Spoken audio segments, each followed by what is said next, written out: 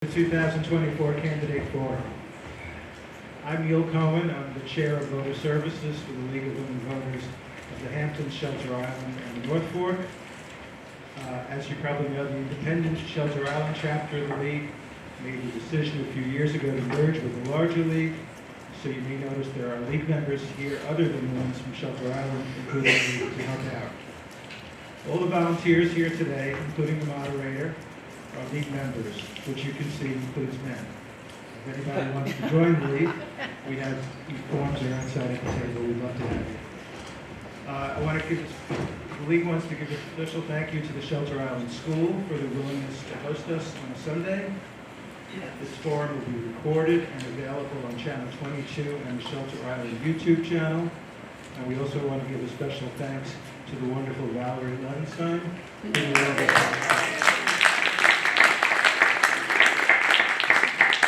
The League of Women Voters is nonpartisan.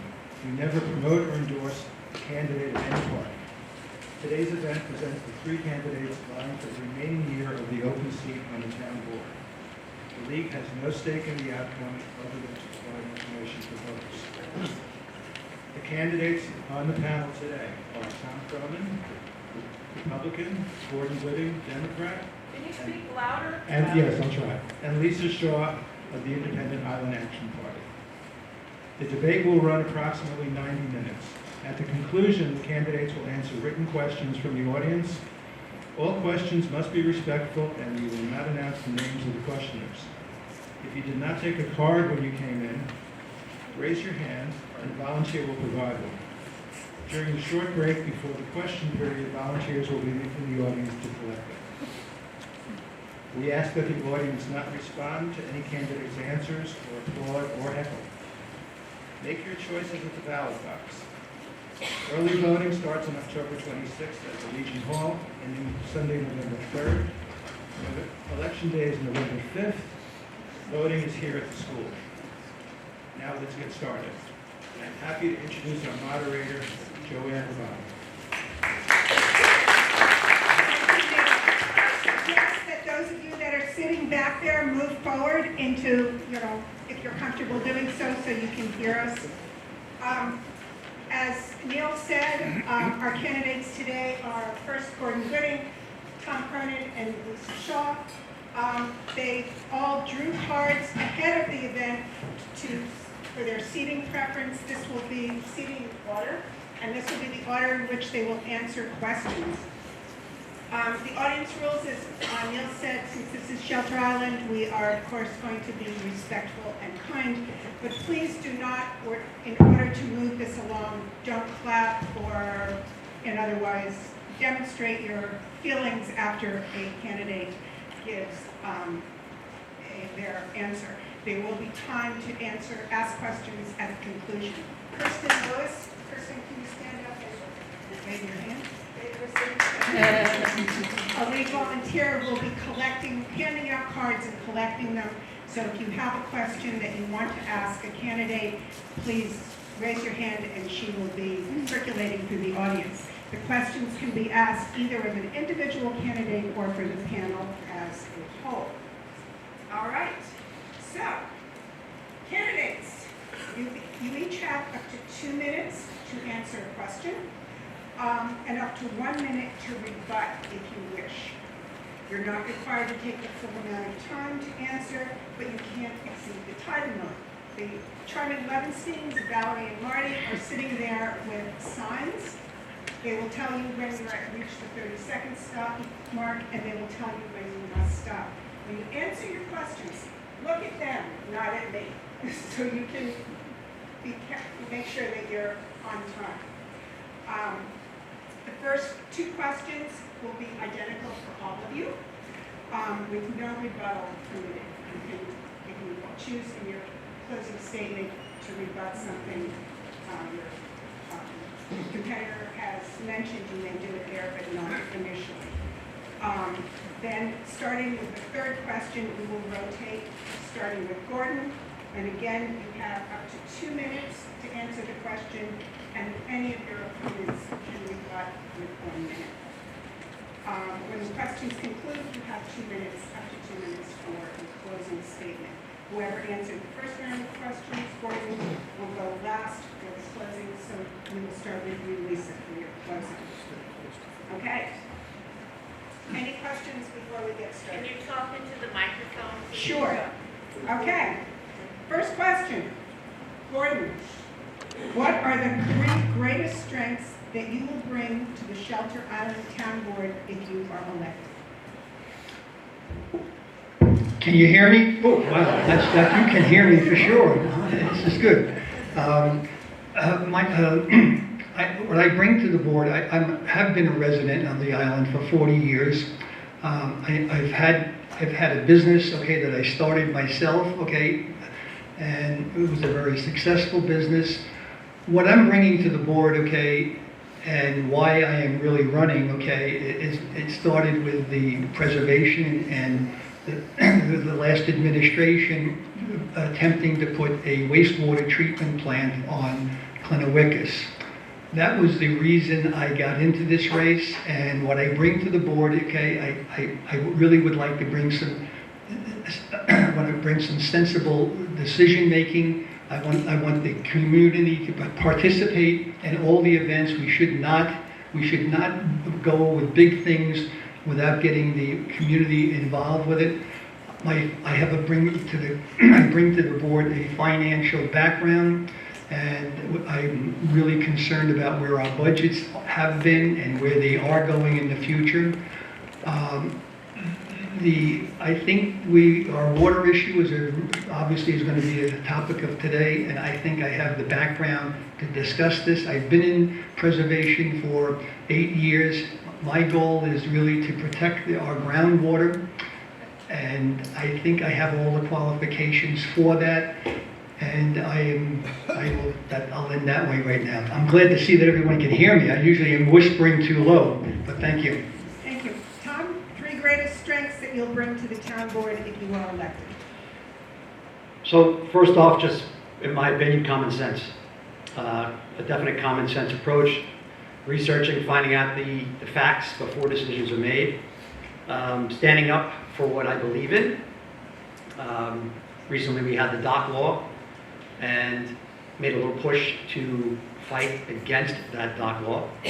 And that was a very successful group that showed up and filled the house. And listening. I think we definitely need to listen to all sides. And that being said, when you have a room filled with people yelling at you and you still haven't made a decision, you got to ask yourself if you're really working for the taxpayer. That's it. Thank you. Lisa, 3 greatest strengths.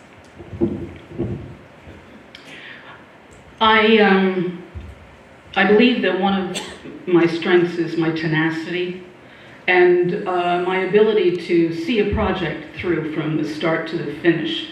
I work very hard and will continue to work hard.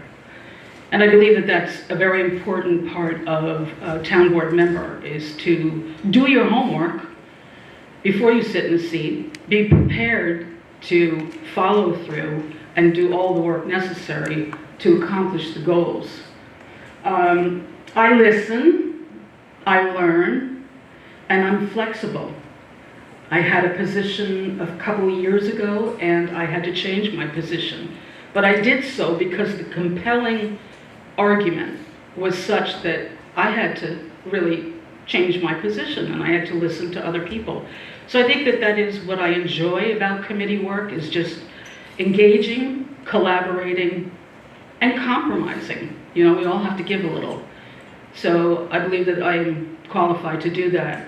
And last, but certainly not least, I love the island. I've lived here almost my entire life. I took a 10-year hiatus. I was raised here. My children were raised here.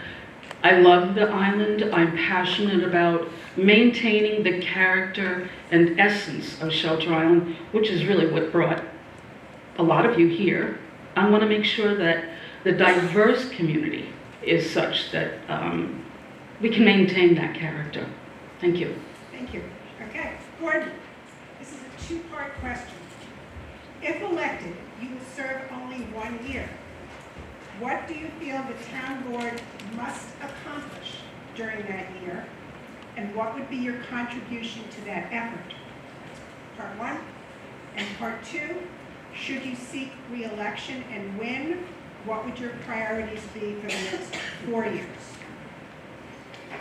Okay. I think the priorities, in my mind, are that we did pass the referendum on affordable housing. I think we need to get that accomplished. I think that's a real important thing. I think Liz Hanley and that committee did a great job moving it this far along. I think with my background, I can certainly add to that and really get this over the finish line. The environment is really a big part of why I'm here today. I'm really concerned about not just drinking water. I'm concerned about we our creeks, our ponds, and I think we have to do more. We really do need some outside help. Okay, and this is not about adding to our payroll, but I think we all mean well in many of the committees, and I think that we just have to have people help us because there are a lot of things that we're not capable of doing. With taxes and spending, I think it's really out of control. I think the mere fact that we're spending so much money to balance the budget, I think I can be a real asset to the town on that, watching where the money is going and what we're spending. In terms of transparency, last year, I really ran on the basis of transparency, and I really would like to see the meetings of the town board meetings change from 1 o'clock on Tuesdays and so that it would be open in the evenings. I think it would encourage more second homeowners. It would encourage people here that are working for a living, and I think they need to have a voice. The second question, part of the question? The second part was, should you seek re-election and win, what would your priorities be for your next term, for the next 4 years? I would seek re-election for office, and my priorities, after I'm elected, okay, would be to try to bring our community together, okay? I think we're sort of, oh, I gotta stop. Okay, thank you. All right, Tom? What do you feel the town board must accomplish during the year, and what would your contribution be to that effort? And should you seek re-election and win, what would your priorities be for the next 4 years? So I'm a little different thinking when it comes to hands-on type stuff. So the IA system mandate is something that's coming up soon. I'm not in favor of the IA system mandate. What I would propose is a similar mandate, except it's every 5 years you have to have your septic system at your home pumped out, regardless whether it's an older system or newer system. You have to have it maintained every 5 years. That would, in turn, in a 5-year time, have every single system in the town of Shelter Island maintained, pumped out, and serviced. It's a start. That being said, to still move forward with asking people who want the IA system and helping them afford it. They are very expensive. Something I would do in my next term, I would probably try to dig deeper into water. I've been attending some of these meetings, and there's so much to it that I'm not convinced that we need a island-wide water or municipal water. But obviously we have pockets that have issues. But I'm not one to give away our water to the Suffolk County Water Authority. I think we need to have a section of the sanitary code changed where it puts it back in our power, not Suffolk County Waters. Easier said than done, I understand. But that would be a goal for my 4-year plan. Thank you. Lisa, if elected, what do you feel the town board must accomplish during the next year? What would your contribution be? And should you seek re-election, what would your priorities be for the next 4 years? Well, right now, the town board is reviewing the comp plan.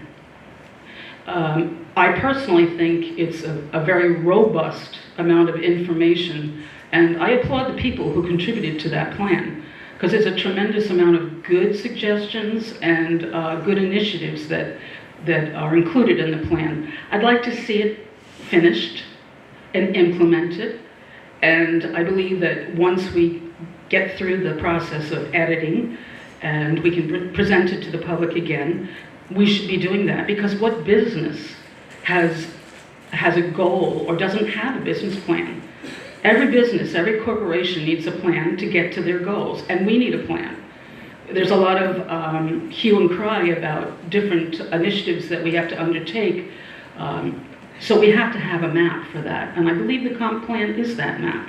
So that's what I would see I'd like to see that happen. And of course, water testing. It has been my mantra for probably over 10 years. I go up to people and I say, have you had your water tested? And so I'm so excited that we're even talking about this now. There's controversy, we're not all on the same page, but I am so excited that this issue is even out there, that people are saying, well, I wonder if I should have my water tested. Yeah, you should, and that's a great thing. So I'd like to see that continue throughout the communities of Sheltrine, because we know we have different issues in different pockets, and it's not a one-size-fits-all. As far as if I were to be re-elected or elected the first time and then possibly running for office again, I don't know, because I don't know what issues are going to be on the table in a year, honestly. We know we have a lot to do, and I think that every plan that we present needs review, it needs assessment. We need to look at it and say, okay, where are we? Thank you. Okay, now we're going to start rotating questions. You'll each have time to answer the question, and anybody who wants to rebut will have 1 minute rebuttal time, but you don't need to rebut. Okay, Gordon. There have been many discussions at Town Hall from both the town board and various communities regarding drinking water. Seem to have a theme here. Do you think it's the responsibility of the town to provide safe drinking water to all residents and businesses on Shelter Island, whether the water is sourced from a town-owned water district or from a private well?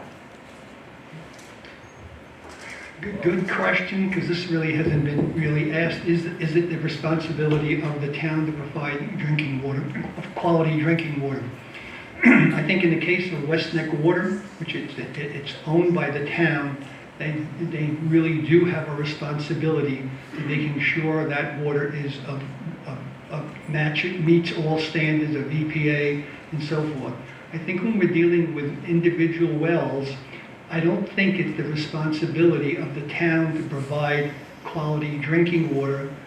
I think some of that I think we can help people. We just talked about testing. Well, all the testing is great, okay? And the only problem is we had 6 or 8 homes that were in the center that not failed, but they were outside the guidelines of nitrates. So I asked the question, well, that's great, we know that's not there, but what did we do for these 6 people or these 8 people? It's nice to know that's there, but I think we have a responsibility if we're going to do testing and we're asking people to participate, what are we doing as a town to help it? I think in terms of water quality, I think the town itself has an obligation to install IA systems, okay? The school, you know, a couple of years, over a year now, okay, they put an IA system in. The nitrate levels were improved by 25%. The library is going to be putting an IA system in. They work, folks, so I'm tired of that story. But I think our municipal buildings, where this all started from, okay, I think there's a real obligation. We have the money. The town had the money last year, and I think we're stalling this whole thing out, and I think we just should act and do the responsible thing and get the waste out of the stream of our drinking water. I think that's the least we can expect from the town. Thank you. Do either of you want to rebut? I do. Lisa? I would like to know where that 25% nitrate improvement level, where is that data coming from? Because if you're looking at the quality of the drinking water, that's one whole metric different than the efficacy of an IA system. They're measured differently. The results are different. It depends, is the well for the school, is it upgrade of the septic system or is it downgrade? So there's so many variables, and I'd like to know, where does that figure come from? Thank you. Tom, this is sort of a continuation of the previous question. We're still on the theme of water. Do you think the town or town committees should be paying for water testing? And if so, what should it be testing for? Does this testing incur any potential liability for the town that might concern you? I don't think the town should be paying for it yet. It's $100 done by the county. If there are people that are in dire need that cannot afford $100, then yes, maybe the WQI money or something could be used to help get them testing. I don't think, in my opinion, obviously I would have to do some law research. I don't think the town has that responsibility yet. And that's it. Okay. Rebuttal? Gordon? Tom, this is something that I agree with you on. I think that when the town gets involved with paying for testing, I am only concerned about the legal repercussions of our responsibility of a town. I think what Tom has said is this has been passed around for a long time now, and I think it's not the $100. Okay, I think what we need to do is help the people who do have the water problems. Okay, I think we do a lot of talking about it, but I don't think the testing is not the responsibility of the town. Thank you. Lisa, No. are you in favor of the town creating public water districts in preparation for future water management planning? Please explain. Okay, I'm going to go on the record here. I have never, ever advocated for an island-wide public water system. Okay? I know that it's out there, that I'm all in favor of it. I don't know where it comes from. Well, I do know where it comes from, but it's just not true. Because I come from a water system. And I think that it's really important to understand that right now you have 3, maybe 4, I'm not sure the 4th, public water systems on Shelter Island. Deering Harbor, West Neck, and the Heights. And then I believe that the Bridge Street Water Company, I'm not sure if it's a public water. But we have 32 non-public water systems on the island, and some have been there for probably 100 years. It's nothing new to have a community water system. We have them everywhere. Like, for example, a non-community water system is the school. Camp Quinnipiac. Let's see, I had a whole list of them, and I don't know where that is, but any place where a large amount of people draw water, and water is used. That's a non-community water system. So I am not in favor of a community, of an island-wide, because it's not necessary. I like to look at geologically similar places like Martha's Vineyard and Nantucket and look at their models. They have a city district or a city municipal water system where the business district is, where there's high concentration, and then in the outer areas where the zoning is larger and density less greater, they have private wells. This is a great hybrid system, and I believe that this is what we should be looking at. Did I answer the question? You certainly did. Okay. Thank you. A rebuttal from either gentleman?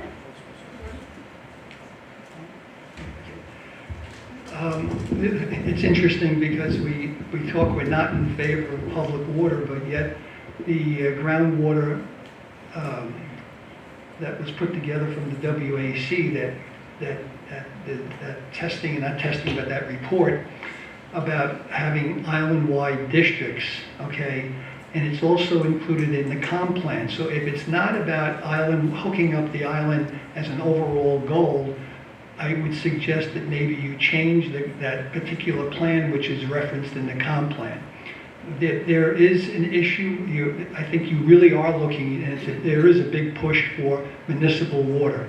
I don't think we're at that stage. I think we have a long way to go, and I would really like to see more neutrality in presenting both sides, whether it's wells, whether it's individual wells that we're dealing with, or is it public water? Thank you. Tom? I'll probably say this a few times tonight, but the reason I'm not in favor of it, of island-wide water, is the fact that once a pipe goes past your property, if it's in 150 feet of your property, you're mandated by Suffolk County Sanitary Code to hook up to it if you do a substantial renovation or if it's a vacant lot and you are building a new house. So how I see that is eventually, if West Neck Water was to supply water down to Montclair Colony, for example, all of Monantic eventually would have to tie on to that. There's a lot to that, whether they can supply that much volume and so forth. But to make it a mandate that you eventually have to tie in is where I say no. Thank you. Okay, Gordon, do you think wastewater systems and drinking water should be evaluated together or separately? Explain how one may impact the solution for the other. I actually think that you can't talk about one without the other. We can't talk about providing good water or putting a municipal system in because our aquifer is got the problem. So I think we have to definitely talk about septics and what we can do to improve our groundwater. Okay, when the municipal water, like in Suffolk County, they're just basically taking our water and they're pumping it. They do treat it with different things, okay, but they're not taking out the nitrates, folks. So it's not like you're going to get better water in other locations. But septics are really important, and I don't know how you can possibly do that. If we give everyone, if you had a municipal water system in, it's really hard to come back to someone and say, hey, you really got to clean up your septics. I think they could be done jointly. In terms of the mandates, this is complicated, okay, and I think this is the reason why we do need outside help. I hesitate to use this expression, but it seems to be throwing it around a lot in terms of citizen scientists. Okay, but I think everybody means well, but we're trying to do this alone. We don't have all the answers here, and the qualifications of myself and all the people are on the board right now, they don't have that type of background. I think we need to have more. We need to have more review. I think we do need to have an environmental assessment in terms of what's going on, and I think we have to be more professional if we're going to address these issues. We did a septic system we tried to do a septic system a couple of years ago. We didn't even do an environmental review, and we spent $175,000 in engineering fees on a plan that was never developed. I don't want that. I want expertise. I want impartial people to come and to help us. Okay, I don't think this is something we can do by ourselves. Thank you. Tom? Yes, I believe they both run together. That being said, to mandate IA systems and any type of municipal water is just way too much for the taxpayer. It's an overburden. So my solution is twofold, and that is, instead of forcing these IA systems on the property owners, that's where you would have a mandate where every 5 years you would pump out your septic system. So it's a much cheaper approach. It is cleaning up the septic system slowly, but a little more rapidly than an IA mandate. And as for water, once again, testing. We need the results to prove we have a problem. Right now, there's talk about salt water intrusion, but yet there are no numbers. I want to see the numbers before we start talking about saltwater intrusion. Could you repeat the question, because I got lost in those answers here? Do you think wastewater systems and drinking water should be evaluated together or separately? Explain how one may impact the solution for the other. Okay, we are evaluating the water by testing. That's currently undergoing. And I agree with both candidates up here that they have to work in concert. They have to, because you have to treat the water coming into the house, so you're getting healthy water, and you have to treat the effluent going out. IA systems only treat for nitrates. They don't treat for some of the constituents that we're finding are unhealthy, emerging contaminants, if you will. We're going to have to face that in the very near future because standards is changing. So yes, we have to do both. That's my answer. Great, thank you. Okay, Tony. Yes, The Water Quality Improvement Advisory Board, this is like Shelter Alphabet Soup, otherwise known as the W. Louder. The Water Quality Improvement Advisory Board, otherwise known as the WQI, is often approached for funding various projects, for example, individual IA septic systems, fresh pond cleanup, shellfish seedlings, etc. Even though they are currently limited by legislation on what money can be used, their money can be used for, what, in your opinion, are the priorities since funding is limited? good question, hard question, actually. So, for me, For you? if we do, if we do the mandate for every 5 years, you pump out people that can't afford that, once again, you could assist them. People that want to do a water filtration system but can't afford it, use the money to help them. And plain and simple, I don't know enough about that legality of the way that water is restricted, the money is restricted. So anything else I would say would be pretty stupid. I'm honest, that's one big thing. Lisa? Recent legislation has come out from, I believe, at the state of the county level that the parameters and the rules that guided the WQI monies and their expenditures, it's been revised. Our town attorney has been asked to look at that revision and interpret it for us to see what part of that money can be spent for water mitigation. So it's a new standard, and we don't have the answer to that yet. Gordon, anything? Wow. Put me in a very awkward position here because the same attorney that you're talking about is the same attorney when we were talking about Clinowickis, he used community character out of 64E, the legislation, as a reason why a wastewater treatment plant could have been put on Clinowickis.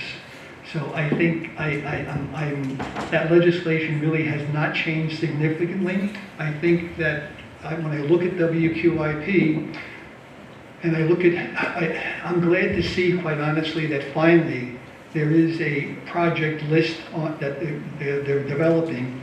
But I think when we talk about some major projects like Fresh Pond, remember the wastewater treatment we did in this, or attempting to do in the center, was done by Lombardo.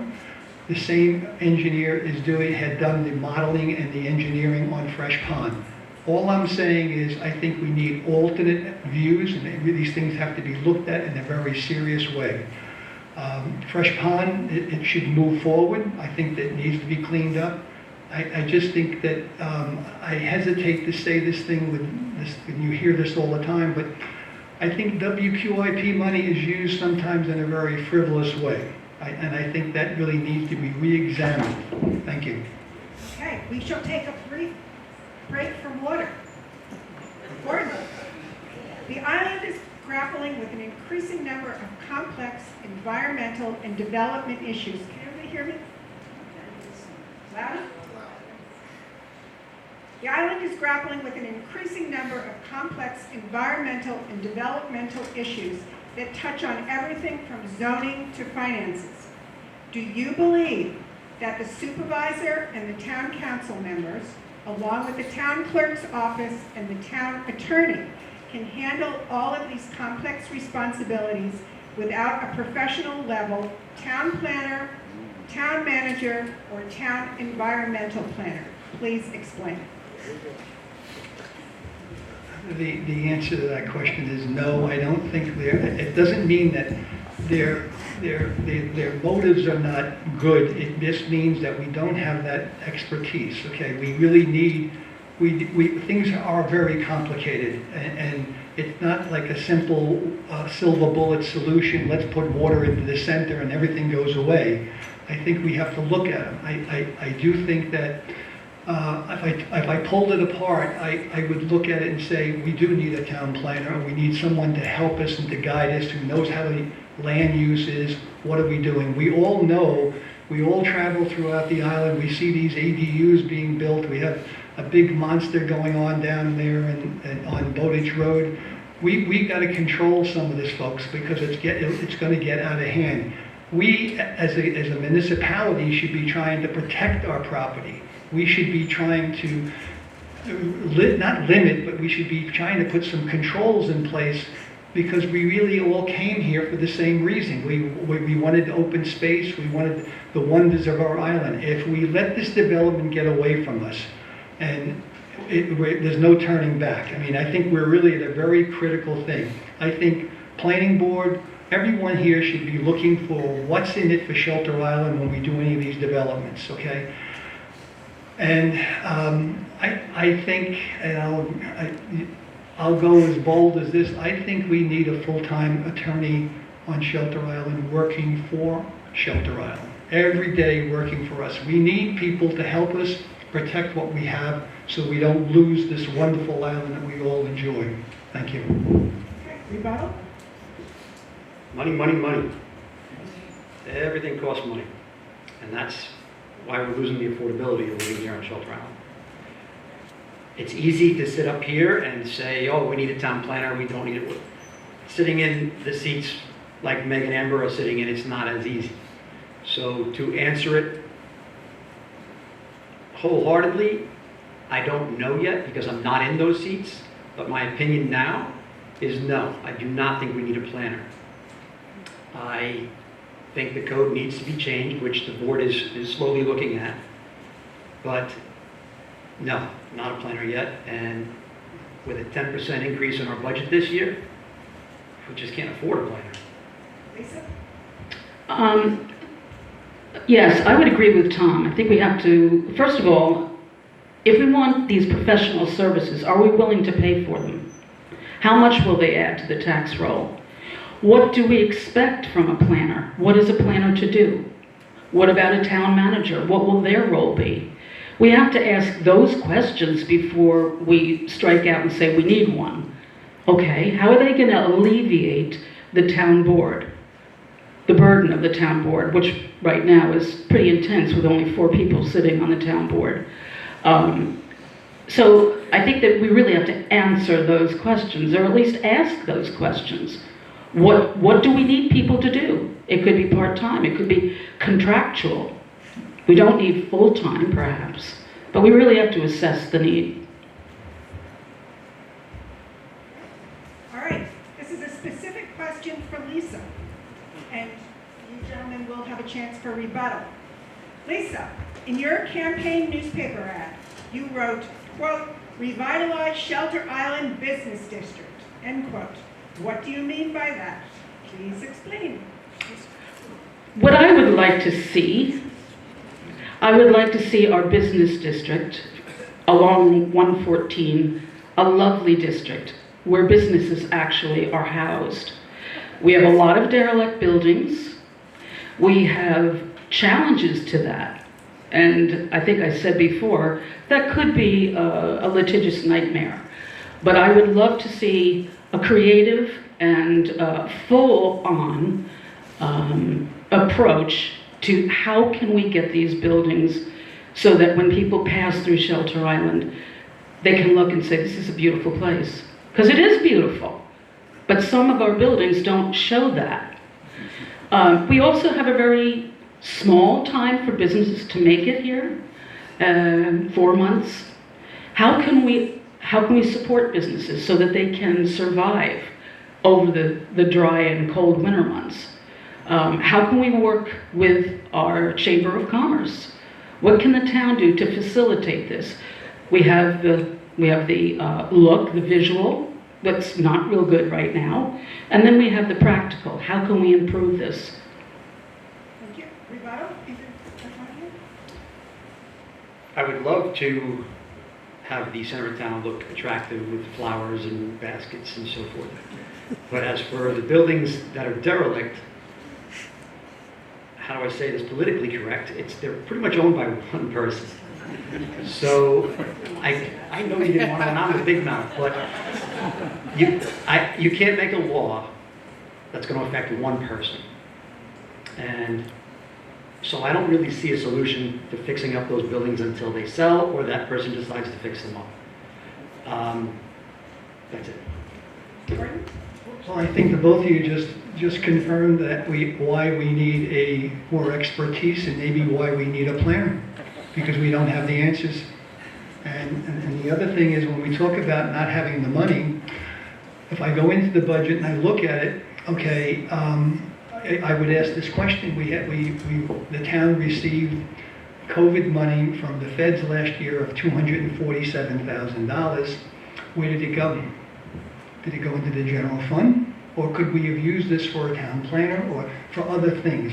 I think we have to start, everyone here has to start looking at our budget and where we're spending money and compare us to the other towns. Southold was 0 budget last year. This year they're at 6.6. We're at 10.2 on a projected budget. I think there are answers here. Okay. This question is specifically for Tom. Tom, even though the supervisor is the CFO, Chief Financial Officer of the town, all board members participate in the budgeting process. What experience do you have in finance and budgeting, and what would be your contribution in this area if you were elected? So I've been a small business owner. I've owned 3 businesses that I've built and sold. I own a small business now. I think my contribution would be I am obviously knowledgeable with the police department, so I could assist with looking deep into their budget. I'm very knowledgeable when it comes to hands-on, when it comes to equipment and working with stuff like we have at the landfill or the town highway department. So I have a pretty good insight of what is needed, what is not. Also listening to the guys, I'm friends with a lot of the guys down there, listening to what they think they need and what they don't. It's amazing what they'll tell you they don't need, even though it's on the budget. So that would be my thing. Even when it comes to the ambulance, I was a member of the ambulance for a while. So I think I could assist the town budget in those areas especially. Gordon or Lisa? No, I don't. Let's do it. I'm kind of fascinated when we do budgets, okay, and it's not just Shelter Island, some of the towns have done this, but as we're into the budget season, I think there should be open to the public the audit from 2023. We need to know what we spent in the prior year, the full year, so we can look at what we're looking at going forward. As a business guy, I don't know how you do a budget when all you're doing is talking about numbers from 2024 and what you budgeted for. I will say this, okay, that I will watch the money. You can be sure of that. Thank you. Okay. Gordon, in your campaign newspaper ad, you wrote, quote, "An ability to find and implement long-term solutions to preserve island resources versus short-term band-aids," end quote. Please explain. Well, what I was referring to is that I think that we need an island we need to look at we're doing things in little pieces. It's just like the environmental review. With the comp plan, I think we're putting off doing a final review here. I think we need to have it. And this is not doing a review to hold up a plan. It's just logical sense, okay? It's just common sense to have a GIS, an environmental overview of our water systems and really what we're doing here in the town. Yes, it costs money, Tom, and yes, but it's interesting how we find money to spend for the things that we want to spend. And I think we do have the resources. I just think we have to look at where we can cut down on some expenses. Again, I'm in this direction of legal fees. I think we have too much legal stuff going on, and I think if we avoided some of that, we would more than pay for a planner. And I'm not suggesting we need a full-time planner.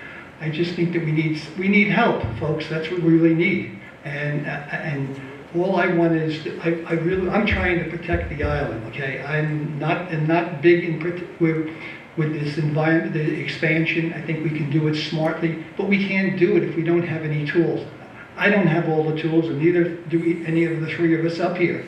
So I'm saying, let's get some help where we need it, okay? Thank you. Lisa? Budget. So, yes, the town board, right now, the budget is up over 10%. But what no one is mentioning is we now have basically full-time paramedics on Shelter Island. That's costing the town a lot of money. So I've looked at the budget. I've discussed the budget with the town supervisor. It's tight. There's really not a lot of waste.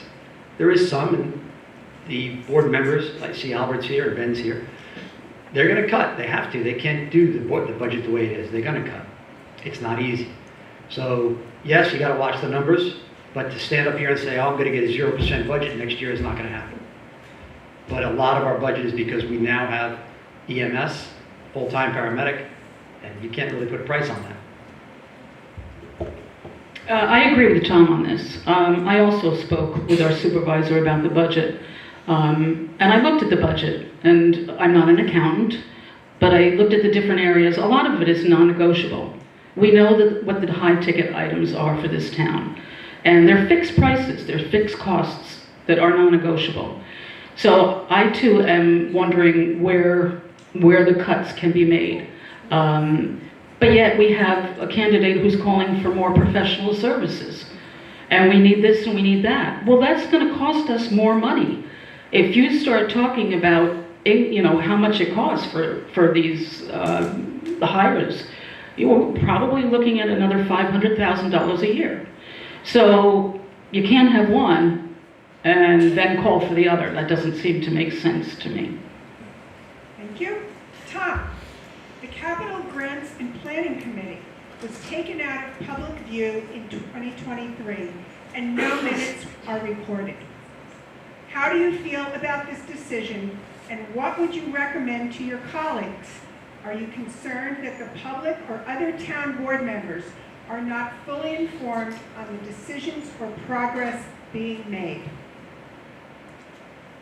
I guess I'm a little more trusting. I don't have a problem with it. I trust the board that we have. I don't think they're going to lie to us. Do I agree with everything? No. But I don't have a problem with it being done the way it's set up right now.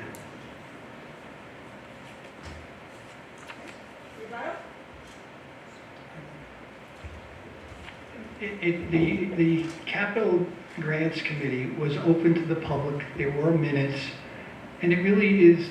It's a window into what the town's thinking is and where their priorities are. I see there's nothing to hide here. If there's nothing to hide, it should be out in the open. And I think that is the piece that when I'm talking about, when I talk about transparency in government, I think there's a lot more we can do.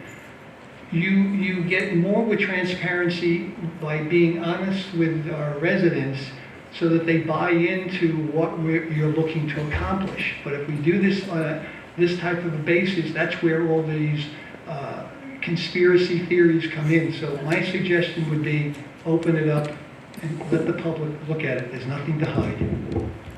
Lisa, anything? Well, I'm going to agree with Gordon on this, and I'm also going to make it your responsibility. For transparency to happen, there has to be the allowance for the public to be able to see what's going on, and that's an absolute necessity. But it's also residents' responsibility to push for it and to look, and for every one of you to go over the budget and say, okay, you have probably more expertise than some of us. So it's everybody's responsibility to make sure that we're fiscally good shape, and where the cuts can be made and where they can't be made. You know, we live on an island, and we all say it's always more expensive here. But that's a fact. It is more expensive to live here. Okay, hold on to the microphone, hold on.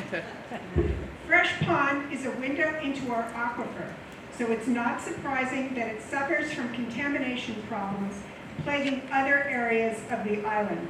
The town has applied for grants. The public has learned that one was denied, and the town is still waiting for a decision on the other. Lisa, where do you feel the funding should come from to clean up Fresh Pond? Well, first of all, the Fresh Pond Association, a group of neighbors and other people, they have funded this first initiative to clean up the pond. It came from them, and they were willing to. They said, we're going to do this. They did ask the town to permit them to apply for a grant, and it was denied. There was a lot of lobbying on the chairperson of the Fresh Pond Association's part to get one of the town board members to acquiesce and say, okay. And he did, and they did, and they came to a compromise. Fresh Pond is, you look at it, and it's like the pulse of what's happening to the aquifer. So we have to look at it and say, okay, the water there eventually ends up in Manana Creek because water always flows out to the shoreline. So the efforts to keep it clean means that there'll be less pollutants, less nitrates, and I believe phosphorus, I might be wrong on that one, that will go and migrate to Manana Creek and eventually to West Neck Harbor and then out. So I believe that their good effort, and I'm going to go back to citizen science because it is an organization, it is a wonderful effort on the part of citizens to move science along. You don't have to have a three-letter acronym in back of your name to be interested and passionate about cleaning up your community. So I think that they are an example for us to follow. People who just care, willing to put the money in, and if they can get money to help, then I think we need to lend them a hand. Any rebuttal? No, I agree. I agree as well, okay, but I think we have to realize, okay, the whole story here. It's not that just Fresh Pond itself contributed to the first part. We did, in fact, spend a lot of money on engineering for the pilot program. Okay, and that engineering has been paid for for the engineering part, not the physical installation. It's an overall project. And again, the public should know this. Okay, it's not that it's not a good thing to do, and I think it's very admirable, and I think it should be done. It might be $1 million project. Okay, I think that's the piece that we have to look at. The issue of Fresh Pond contaminating other areas, that's not something I buy. I would be more concerned about when we did the study in the center with the municipal buildings, all those arrows were showing it going into Menantic Creek. So to me, that is of utmost importance to clean up the center. Thank you. Gordon? Yep. Did you want to say something? Nope. Gordon, there is widespread cynicism regarding enforcement of town laws, particularly those related to dark skies, loud music, right-of-way obstructions, and construction. What can be done to improve the enforcement of town laws? You have to have the will to want to enforce regulations. We have enforcement people. The dark skies, we've not done anything with it. I mean, we know, we all see it, okay, and it's one where I think we have to, we just have to enforce the stuff we have. There's no sense in passing any new legislation, which I agree with Tom on some of these things, okay, that if you can't enforce what you already have on the books, why would we go through putting more stuff on the books? The example, so the thing is, we just need to have more enforcement. Who's in charge? Who does the enforcement agent belong to? I don't know those inner workings in the town, but if we have people who are being paid to do enforcement, they gotta do their job, okay? And rules apply to everyone, not just to one group of people, but the rules have to apply for everyone. I mean, I'm not gonna have the time because I know I'm gonna be short here, but even in my own neighborhood across the street from me, we cut down town trees. And again, the answer was, well, the trees were dead, so, you know, we felt, the town felt it was okay for this guy to cut down the trees. We gotta, listen, if we want to have our town the way it is, we're gonna have to all start standing up and looking at all the properties that are clear cut and all the things that are going on. We're still in the Wild West here. We need to put some emphasis on enforcement. So when I hear things about noise complaints and building complaints and dark skies, I go to the police department and I ask how many complaints. And it's typically 0 or up to 3. So yes, there are certain people that are upset and affected, but I don't think it's something that would create a whole nother employee and health benefits and bring them in and be out in the middle of the night looking for lights that are pointing into neighbors. I just don't see the problem. If there is a problem and someone is out there and has a concern even sitting here, you call the police department and the police department will help address it. Our noise law works. It's just a matter of you need to call. Instead of complaining about it or complaining about noise when they're building. You're going to build a house. They're going to have noise when you're building a house. That's something you have to accept. A noise law is not going to help that. Well, I think Tommy speaks to the enforcement arm in the police department, but I think we have to recognize how overburdened our building department is. They're in charge of so much of the enforcement, like, I can't even begin to start. And they don't have enough personnel to do all they have to do because there are many, many books or many laws on the books.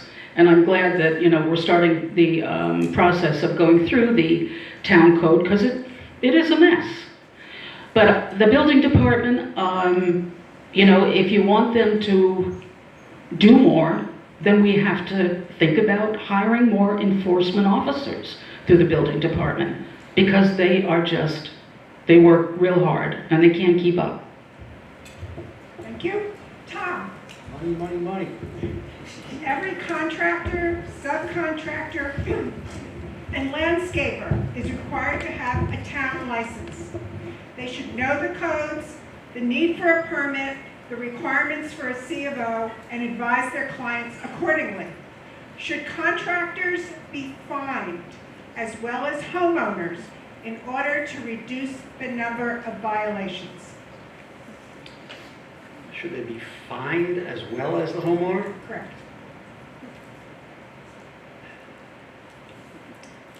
Well, that's it goes back to the noise law where do you fine the band and the property owner?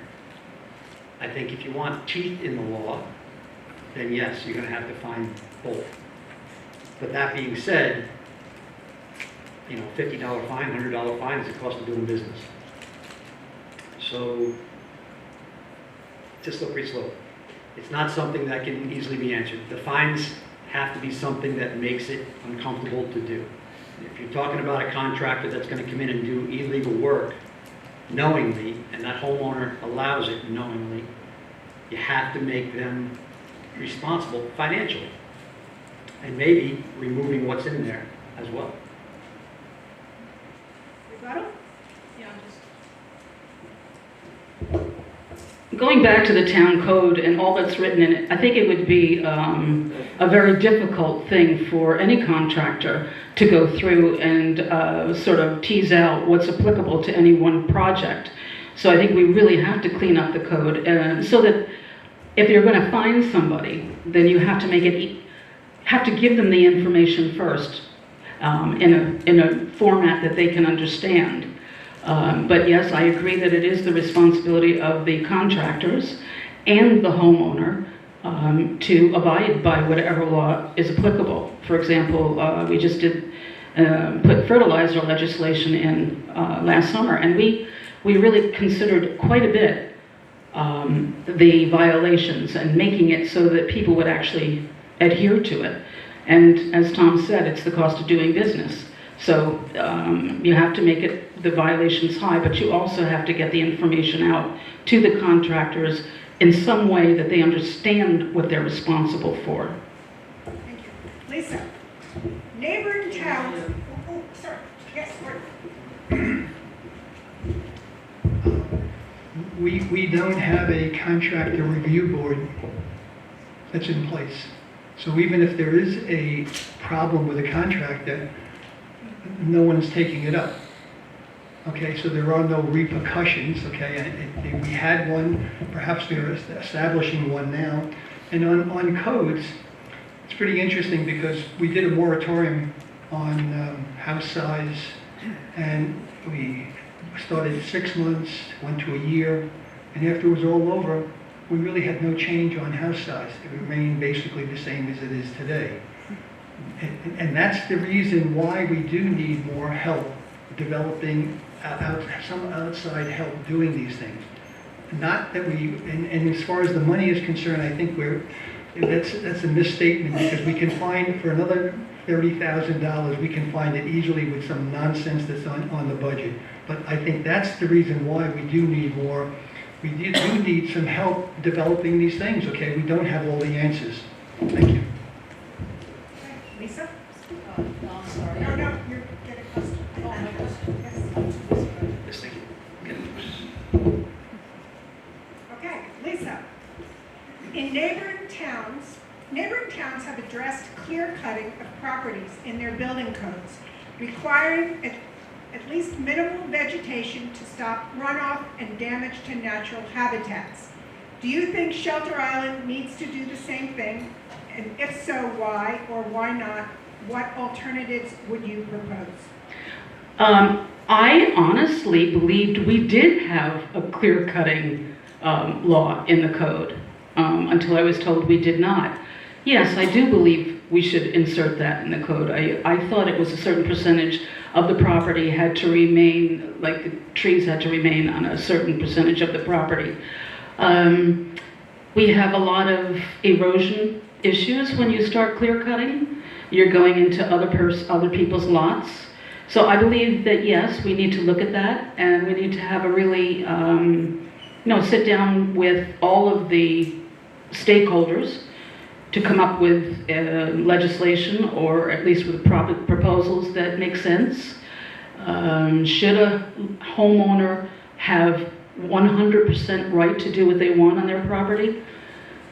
We live in neighborhoods. We need to be cognizant of how we're affecting our neighbors. I think most of us are, not all. Does that answer the question? Right? Yes? Any rebuttal? So clear cutting, if you have large specimen trees, I can see trying to save them.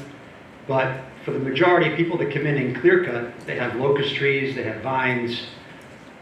There's a lot of debris on the property that needs to be removed so they can build their house, number one, and then they can landscape it to their choosing. And that's where I am with property rights.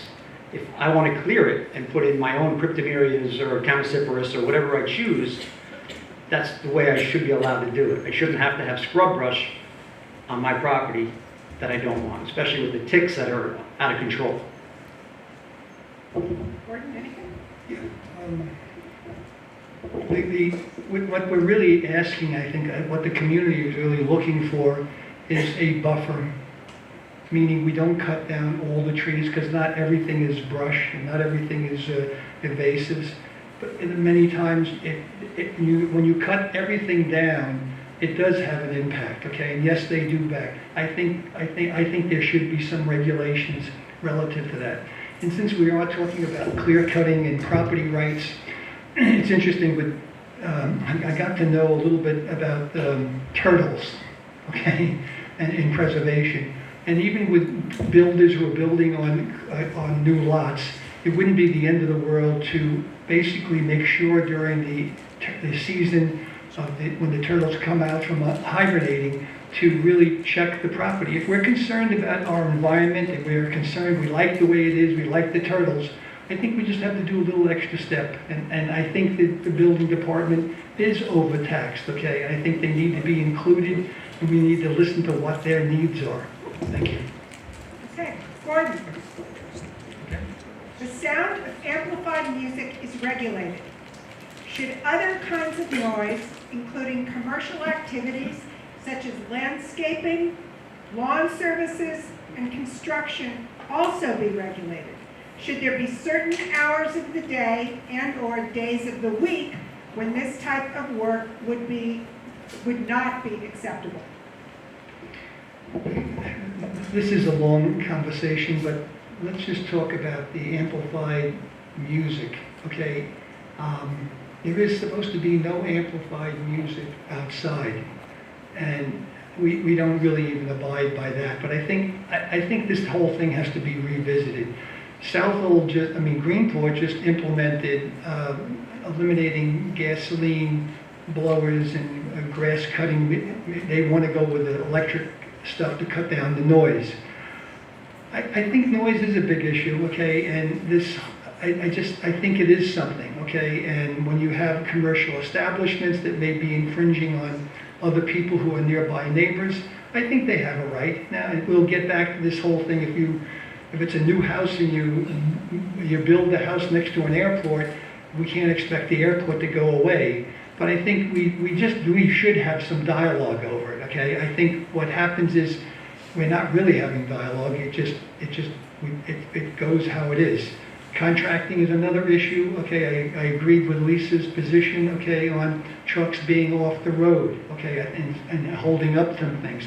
So I think there's a lot of items here, as I sit here, even with the three of us, that we really could work out a lot of these things that we think there are big differences, but there are not, okay? And but I think there are solutions to it. Tom? So I like to say that we are Shelter Island. We are not the Hamptons. I don't see the need for any more noise laws. We have one that's on the books. In fact, it allows outdoor music amplified as long as it is within 50 decibels or less, at or beyond the property line. It works effectively, and it's been implemented many, many years ago. The police department gets trained in it regularly, and it does its job. Noise for leaf blowers and lawn mowers and all that, it's a temporary noise. It comes and goes. We do have, as part of the noise law, called an unreasonable noise statute, so that if someone is mowing the lawn at 5 o'clock in the morning, or someone is building a house at 6 a.m., the police can be called, the police can respond, and it would be considered an unreasonable noise, and they can be given a warning or a summons. We've done that historically, and it seems to work. We are going to have more and more and more and more noise complaints as people come from all over and change the way we do things. I believe Southampton enacted a no leaf blower law recently. I personally would love to have a no Sunday. I don't want to listen to leaf blowers on Sundays. So I think I would enter into discussion with landscapers and lawn providers and say, could you abide by this? And what is the need for? Could we have one day without any kind of noise from leaf blowers? Because they're fairly noisy. And I know technology is such that the electric ones, I believe, are less noisy. But I am in agreement. I would like to see one day where it's just quiet. It would be interesting, and I think Tom probably has the answer to this, to know how many complaints there are annually about noise. I'll ask you later. Okay, last question for Tom. Excuse me. Do you favor creating bicycle lanes or walking paths along the 114 corridor and/or New York Avenue for safety? Please explain. It would be nice to see 114 continue. They have that so-called bicycle lane a little to the to the sides of 114 in certain areas. It'd be nice to see as they repave it, because I imagine they're going to have to start repaving it soon. It's getting worn out. If they would expand that Where whole, is that? where is what? Where is the electric bike lane? Right across from the old in-between, where there's a, Yeah, all right. the 114 has a very wide shoulder. It's not a bike, we don't really have bike lanes, but it's wider than other areas of 114. What I would like to see is as we repave roads on Shelter Island, instead of just putting another layer of asphalt over them, come in with a grinder. The proper way to do it would be to grind up all the asphalt that's there and you relay it. But in relaying it, you expand 2 feet on each side of the road and make the roads 2 feet wider on each side. So you're expanding 4 feet. I would like to see that. It would make it safer for bicycles. And what about New York Avenue? That's a whole can of worms on that thing. So they're redoing sidewalks now. I don't know how far they're going to go with the sidewalks. I don't know much about New York Avenue. To make it wider, who's going to pay for it? The Heights? I don't think so.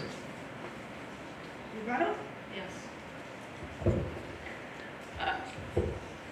So as it was explained to me by a former council person, a lot of the roads cannot be widened because the roads are in the wrong place to begin with.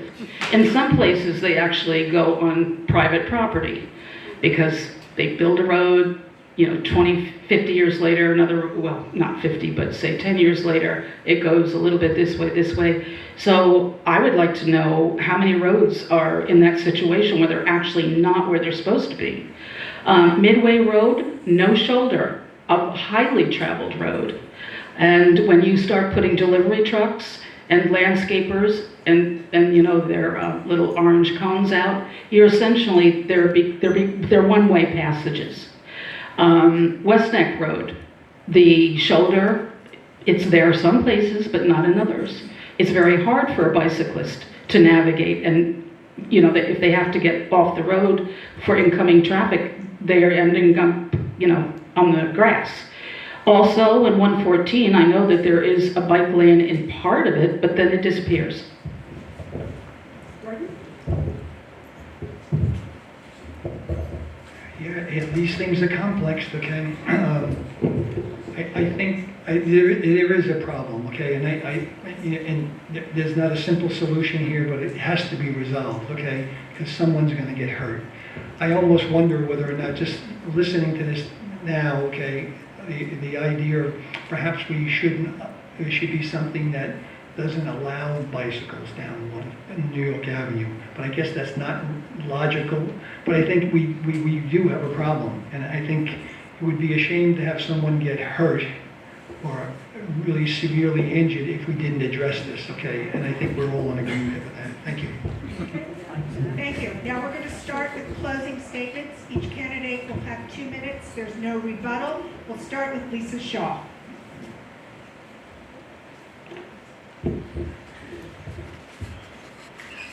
Well, first of all, I'm very excited to even be here. I'm excited to discuss these issues with the public and with these candidates that sit beside me. And I think that what we're all hearing is that we have a myriad of issues that we need to deal with. If I were to be elected on the town board, as I said before, I work hard. I would see it through the projects. And that is what I bring to the table. I'm not affiliated with any political party or any particular cohort's agenda. I am independent. I will do the project, whatever it is that needs being done. That's what I will tackle. And I think that you are, again, getting sort of a whiff of how many things that there are to tackle. I look forward to the comp plan being finished, and I think if I were elected to office, I would let's take that section. Where are we going? Let's make a schedule, a 10-year schedule. What are we going to do in year 1, 2, 3, 4, and 5? And it's a lot of work. And as you know, politicians come and go. So good efforts can be made, but then 4 years later, it changes. Which is one of the benefits of having somebody who's outside of the electoral process that's helping to manage the town. So I'm just excited you know, to work for you. And I will work for all of you. I'm a local, but not just I don't even know what that means, truthfully. I don't know what a local means. I will work for everybody because we all need one another. You know, you say walk in somebody else's shoes. Well, in our shoes in Shelter Island, we've got steel-nosed boots, we've got sneakers, and we have Italian loafers. And people walk in all of these shoes, and so we have to think about that and do what's right for everyone as much as possible, because you can never make everyone happy. So I'd ask you, go to my website, you know, look at what I propose.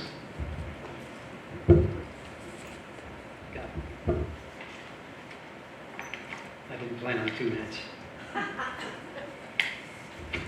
Thank you to the League of Women Voters for organizing this debate, and thanks once again to the school for allowing us to access the building. I'd also like to thank my fellow candidates for coming today. So 1 year ago, I was up here doing this very same thing, but things didn't go my way. After that election, Councilwoman Amber Williams' seat was vacated, and she was elected to the position of supervisor. I thought I may have a chance to get in. Unfortunately, the board could not come to an agreement on who would fill the seat, so here we are. So much has been thrown into turmoil because of that inability to appoint someone to fill the seat, but I fully understand why. There is so much hanging in the balance in this election. There are stark differences between the three of us. Some of us are alike, though. I know you both, and I do have a great deal of respect for the volunteer work that both of you do for this town. I too volunteer as an active member of the Shelter Island Fire Department as well as the Lions Club. I assist with the 5K and 10K SEP and often volunteer my time where needed. I'm also a proud 22 years service member in the Shelter Island Police Department. We are lucky to have such a great group of young men and women in our police department. I am not in favor of bringing Suffolk County Water Authority, at least not in the way the Suffolk County Sanitary Code is right now. I think it should be up to the homeowners to filter as needed. The majority of our water is good. Just so all are aware, the Suffolk County Water Authority has absolutely nothing to do with Suffolk County or the government. It is a private, nonprofit company that has a business name that makes it appear as though it's run by the county. Look at our town budget now and watch as our elected officials work hard to get the projected increase under 10%. Over the last 5 years, our budget has gone up 2.5%, 5.9%, 3.6%, 3.9%, and the last 6.3% for a total of 22.2%. Now we're at 10%. This is getting way too expensive for us to afford. Medical insurance, property taxes, gasoline. It's time for some fiscal responsibility. And since I'm being told to stop, I just want to say thank you for this opportunity and forward to hearing from all of you. I planned on 5 minutes. Okay. Joanne, I'd like to thank you for monitoring being the monitor on the forum today. I'd like to thank the Women League of Voters and obviously the school for allowing us to have this space. Tom and Lisa, I think this is good. We had a good exchange, and I think when I walk away from the table, I know there are things that we really all agree on. And that's really my goal when I'm elected, to really get the consensus of the public, okay? I'm passionate about 4 things. I want to get affordable housing done. I want to protect our environment, our bays, our creeks, our drinking water, and so on, okay? I'm passionate about our taxes and our spending that are going on. And I really want to promote more transparency in our government so that the public is fully aware of what we're doing. I believe we must have impartial people help with us. Okay, I think this thing is too big for us. I don't think that we can do it alone. And when we use the excuse of, it costs money to do nothing. And that's what we have done. We spent money by not doing the proper research and the proper looking at the item, okay? I think, when I think of Town Hall, I think it's gotten a little chaotic, okay? And I think our priorities are really out of whack. We're talking about a municipal office complex they're talking about. We're talking about water districts. We're talking about fit centers. We're talking about moving this senior center here. I didn't even get into the CPF, the comp plan and all those things. I'm concerned that taxpayers' money is being wasted. I'm concerned about our legal fees. I do think we do need an attorney that works full-time for our town. Every day works on our legal issues. I would like to leave off, because I know I'm going to run out of time, okay? I think it's time to get out from underneath this spell of the last administration and create a new positive look going forward. I thank everyone for your time, and I hope that you will vote for me in November. Thank you. Thank you. Kirsten, Kelly, more questions? We're going to take a 2-minute break.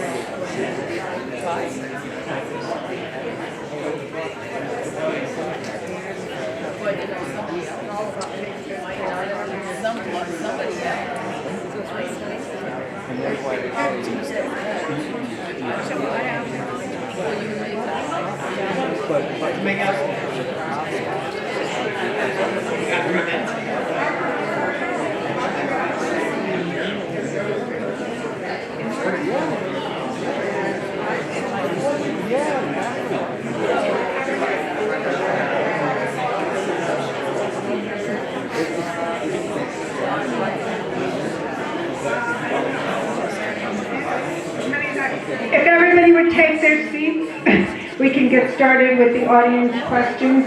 Thank you.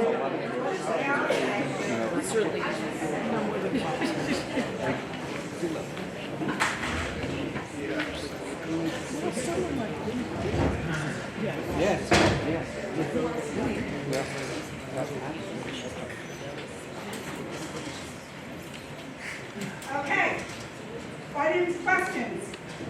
For Lisa, your top priority is to complete a comprehensive plan. Do you believe a professional, independent environmental survey, a GEIS, should be conducted as was done on our last comp plan in 1994? I think that the amount of data that is presented in the comp plan with the citations of all of the agencies and organizations that they referred to create the language, I think it's sufficient for me. As I go with the town board through the review process, I would like to know what that will accomplish. What will more oversight? You know, we've been hearing about, what's the term here?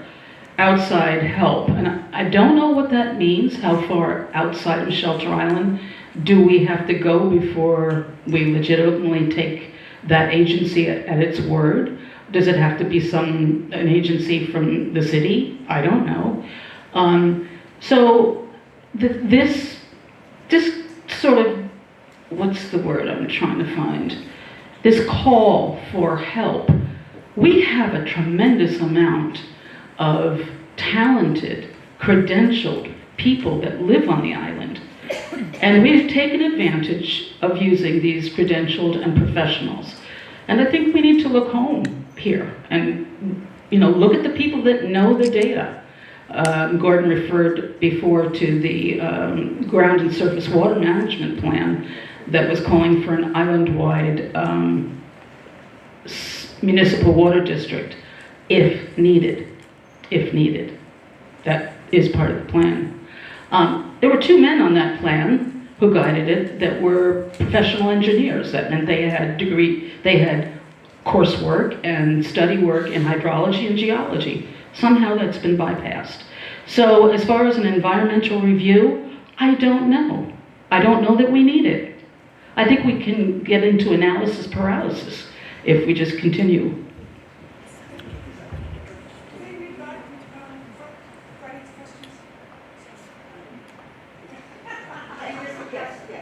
Good. Okay, for Gordon. Last year, there was a big discussion at the town board about the CPF acquisition plan not passing. And recently, there's talk that the CPF committee still has not worked on it. Why are you not doing it? Well, there was, the reason we didn't move forward with it, we were advised from our legal counsel to hold at the moment. We did in fact form a subcommittee that will be starting to work on it, okay, and it will include qualified people outside just our circle of CPF members. It will include other professionals so that we get this right, okay. But it has not impacted any of the acquisitions that we have in place right now. It's overdue. And if we recall correctly, when last year in December, we misstated when the plan was put forward by a town councilwoman that you could put wells on CPF land, okay, for extraction of water. That means we need to look at this a whole lot differently. It was never part of the code, okay, but we are working on it, and we will get it done, and it will be done with outside people, not paid people, not on payroll, but it's going to be completed. Thank you. Okay, this is for each of the candidates. What would each of you do to improve conditions here on Shelter Island for disabled individuals?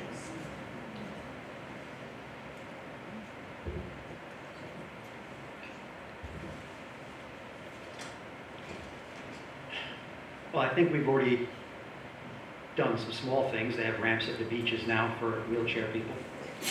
I know that they're working on handicap ramps for the police department as well as town hall, justice hall. But they've been working on that when I was hired as a police officer, and I am now retired 8 years. So I'm not sure how that whole system works. I know there's a lot to it, but I don't think it's 30 years worth. Our senior services provide pickup and drop off, handicapped accessible with wheelchair accessible assistance. So unless I'm missing something, and I'm obviously not handicapped, so I could obviously be missing something of importance, but I think the town is doing the best they can for our citizens that are handicapped. Lisa? I think we need to look at the ADA compliance with all of our municipal buildings. Are they compliant? And measure that, because if the handicapped cannot get into a building, then they can't be active participants. So I don't know if they are all ADA compliant. I don't know what more we can do, but it certainly is worthy of looking into.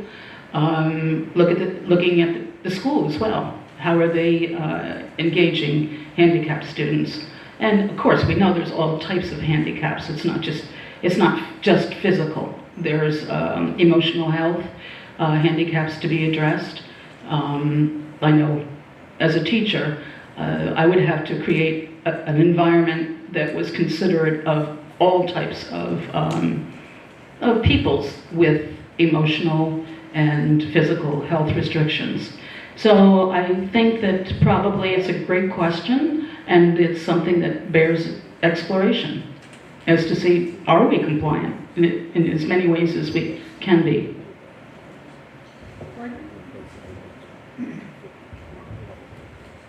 I think we've done it. We're working in the right direction for this. Okay, it's funny.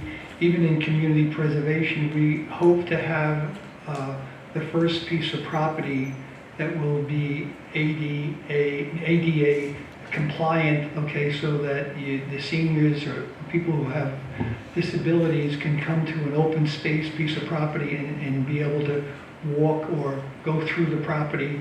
And it'll be a beginning, but I think it's an important thing, are people who have these issues. Thank you. Okay, Here's a hot topic. How do each of you feel about picking at the dump? This is our comic relief question. Comic relief, this might be the hottest topic. Just to touch base real quick, the school is ADA compliant as well as the 2 fire departments.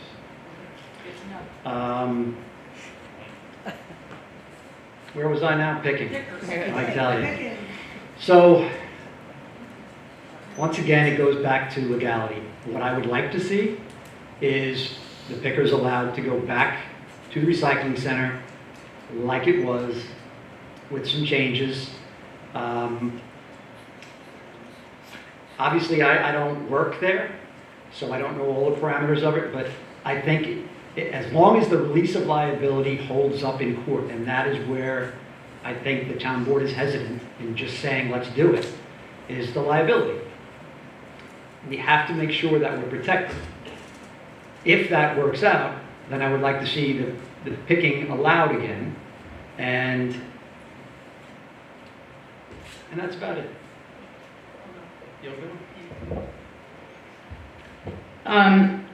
I'm just going to be anecdotal here for a minute, and I know when my husband and I used to go to the C&D pile, I was always looking for all the nails that were going to puncture, put a hole in our vehicles, and the broken glass. It was not safe. And you know, everything is safe until it's not. It only takes one incident. And I believe that the town is trying to avoid that incident. Right now, as far as I know, and as what has been made public, is that the Department of Public Works is putting a restricted, clean C&D pile over where the goodie pile is. They're making an area for that. I think this could be a good compromise where clean pickings go, and we don't put, you know, the health or welfare of any employee as well as citizen in danger. And then check it out. Is this working? Is this satisfying? You know, there are no other towns on eastern Long Island that allow picking through the C&D pile. We're the only ones. And it was as explained to me by one citizen, but this is Shelter Island. Well, okay, but we're not Camelot. Things happen here.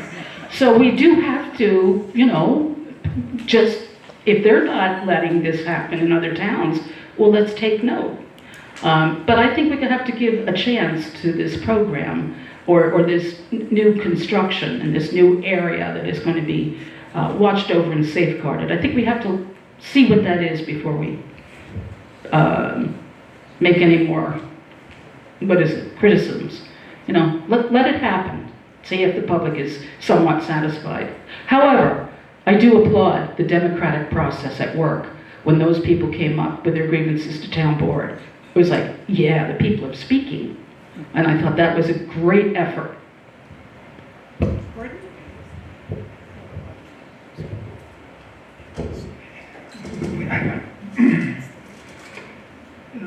I do support that picking, okay, and what I can't fathom in my own brain is that how this becomes an issue. You've got 550 people who come forward, and this is our community. This is a tradition that was there. If you call an insurance company and say, hey, my guys are picking through, of course they're going to say, hey, you shouldn't do this.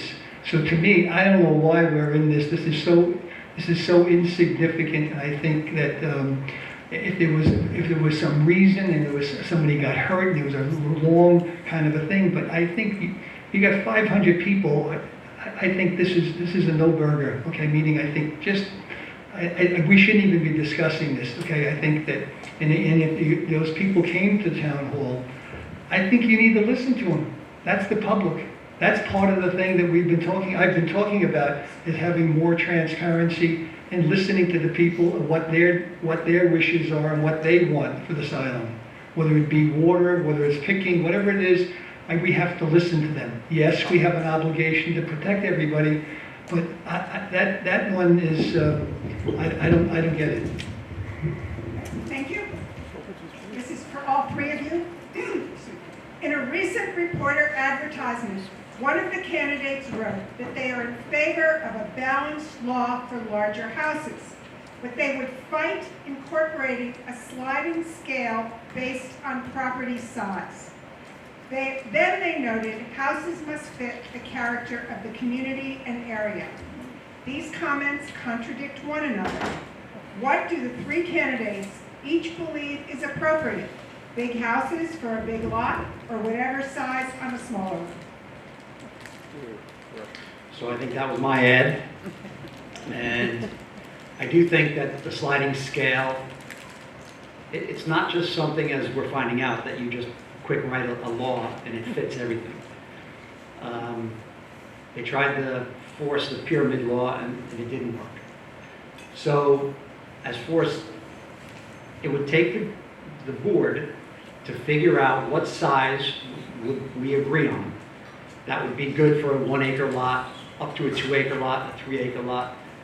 But also in that law, you'd have to have the community character. So I go right back to Montclair. Montclair was full of cottages. The character of that area is small houses. So to go down there and build these mansions that now shadow the cottages, in my opinion, is wrong. So that's where I feel the sliding scale would come into effect with caveats in that law. It's going to be an arduous task to write that law, but I think it could be done. I don't think it needs more moratoriums or anything else. I think it just takes time and ambition to sit down and figure it out where we all agree. And you could also put a cap on houses. Even if you have 4 acres of property, you could say that the house can't be any bigger than 8,000 or 6,000 or whatever the group, the committee would agree on. That's what I meant by my ad. The pyramid law went out the window because the public said, no, we don't want this. It was a model. The town board is currently looking at proportionality. And I believe that proportionality is a significant way to reduce housing size with a cap. We should cap, definitely, housing size. But then you have people who say, well, it's my property. I should be able to do whatever I want on it. But then we go back to, okay, it's your property, but you live in a neighborhood, you live in a community. And that sort of refers back to what Tommy is saying, which is it's out of character. I don't know, do we need architectural review boards here to set the standard for what character is? I don't think we want to go that route. But we do need to look at proportionality. We need to look at the sizes that that belong on that lot. And also we need to look at the setbacks in the near shore areas and near wetlands. Is it adequate for the size house? Is that 100-foot buffer to the shore enough for a house that's got, 9 bedrooms and 5 bathrooms and a pool and an outdoor shower? So there's an awful lot to it. Right now, with the moratorium, it's open-ended, and we do need to figure this out very soon.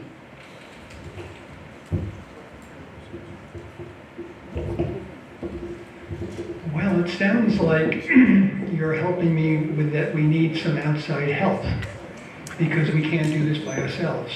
I mean, I think everybody on the board means well, but their backgrounds are not in this kind of stuff. I think we need to, every other town has multiple planners, and this is not about hiring more people, it's not about increasing the budget. What I'm saying is we're wasting time, we're wasting money, and we really do need some outside help. I don't understand why we're so hesitant to look for outside help. We've got a comp plan. The last parts are being put together by one person. There's something wrong here. Okay, there's nothing wrong with hearing outside points of views. And this just proves to me that we really do need a planner. I'm not talking about a manager. I'm not talking about that. I'm talking about a planner to help us with these issues. This moratorium going on, nothing's really resolved. I don't blame the board. That's not their expertise. Okay? Thank you. Thank you. For Lisa, I installed an IA system 4 years ago. I live in Silver Beach and recently obtained my water test results. My nitrate level was 0.3. I hope this means something to you. My PFO/PFA was below 4. If 40% of my neighbors decide they want Suffolk County Water Authority, would I be forced to get public water? And if so, how is this fair? Okay, well, that's a loaded question, because the enabling legislation of Suffolk County Water Authority is that any property in Suffolk County that is not included in an existing municipal water district, they have the mandate to go in if 40%, and I don't know how they determine this, of the residents want them to come in. The town really doesn't have a say. So that's just the reality. If people in any one of area of the island, and I've spoken to quite a few of them, would like a public water, public water or city water, or municipal water, or community water, whatever you want to call it, system, then that's their right. Also, the Green Amendment to the New York State Constitution in 2021 states, every person has a right to clean water and to clean air. Okay, so it's overarching, but it's there. It's saying you have a right to pursue every avenue possible to get clean water. So if the opponents of Suffolk County Water Authority were to go to, say, the opponents of, I don't know, let's use Montclair Colony, for example, or Montclair Peninsula, and say, no, you can't have a water company. Well, they really aren't allowed to do that, because every area has to decide for themselves what they can and what they want to do. These are personal decisions that companies make. And was there a second part to that question? Sorry. How is that fair? Oh, how is it fair if there's a municipal water district and you have good water and you have to connect? What they have are what they call stub services. Like, for example, Squaw, I'm going to call them, can't do it. All right, ask me later. All right, Gordon, you expressed skepticism that the pollutants from Fresh Pond do not impact Menantic Creek. Why? Fresh Pond is so linked to the entire aquifer. Why not support grant application for all levels of government for permanent remediation? I do support, if you can get grants for it, I think that's a good idea. You know, it's interesting, these IA systems, okay, initially, I'm going to go back, I have too much data in my head here. Dr. Goldblum, who did his PhD here on Shelter Island, he determined that in West Neck Bay, 70% of the problem had to deal with the wastewater from the homes around the pond, around the creek and area. He's working over in Southampton, he's working on ponds in Mecox and Georgia Pond and whatever. The first thing he did is he said everybody around the pond should have an IA system. To me, it's like a logical thing if we're really serious about doing these things.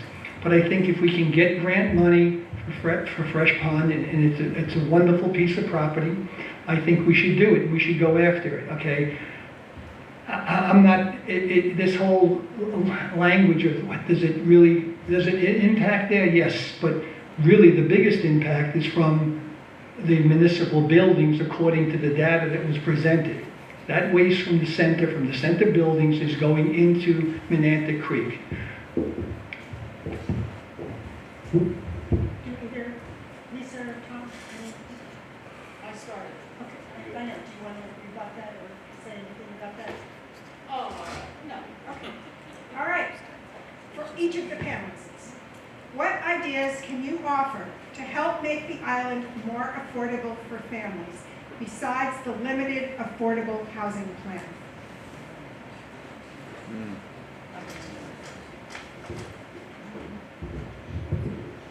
Well, the Housing Commission, the paper, which I can't remember the name of it, the Housing Committee issued in 2023, they go through and they offer quite a few suggestions, and I think they're good, sound suggestions. Right now, there are 10 units that are waiting to get their RFPs to builders, and there are also all of the ADUs that are, and I'm not sure how many there are. I know I'm a recipient of the grant money for ADUs. So those two efforts are being moved ahead, and I think that those are good efforts. We have so many issues as to where are we going to put these parcels, these, you know. So Lisa, this is beyond the affordable housing. Do you have any other ideas to make the island more affordable for families beyond the affordable housing? Well, yeah, I do have ideas. Do I want to publicly say what they are without getting stones thrown at me? I'll go out on a limb here.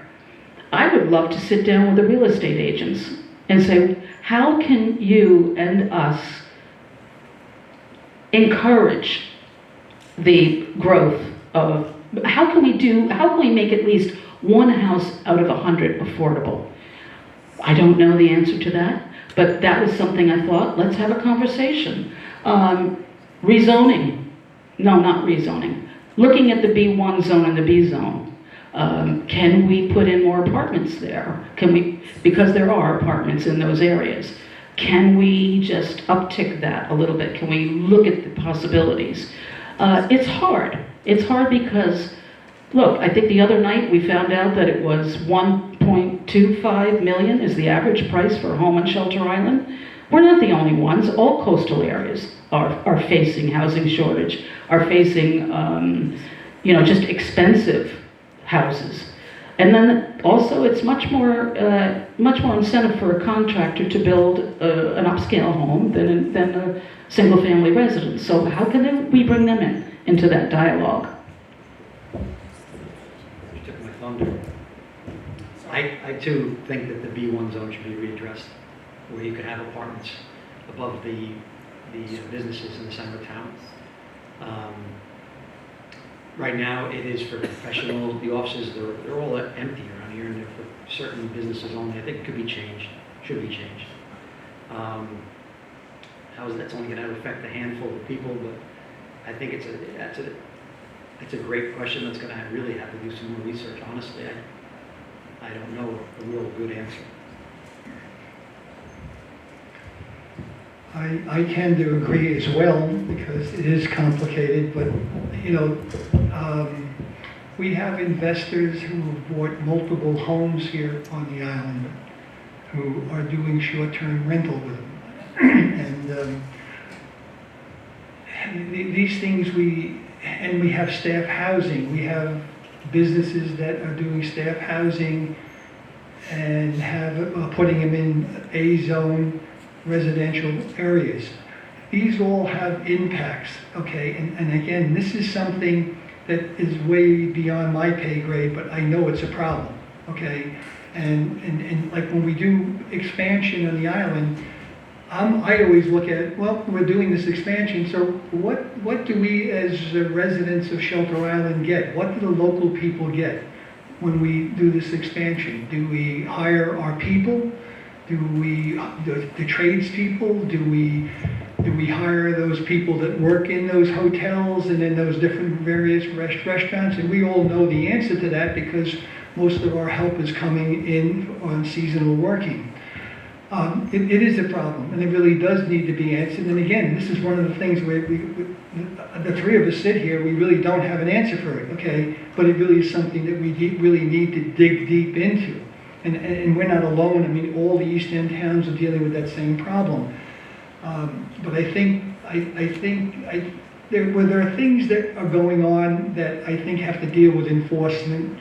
And I think if we were just a little more rigid with the enforcement, it might change some things. And I'm not meaning that we got a lot of staff housing it's occurring in places where it shouldn't be. Thank you. Okay, that concludes today's forum. Thank you all for attending. Please get out and vote in November. And when you do get your ballot, don't forget to turn it over and look at Proposition 1 and 2. So it's not just the candidates on the front side of the ballot. There are 2 propositions on the back side. Thank you again for your patience.